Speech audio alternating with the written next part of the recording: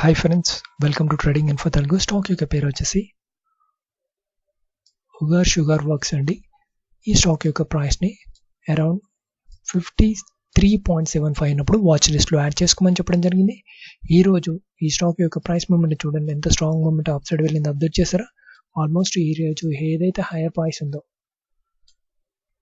56.75ని touch చేసి upper సర్క్యూట్లో close అవ్వడం జరిగింది. చూసారా?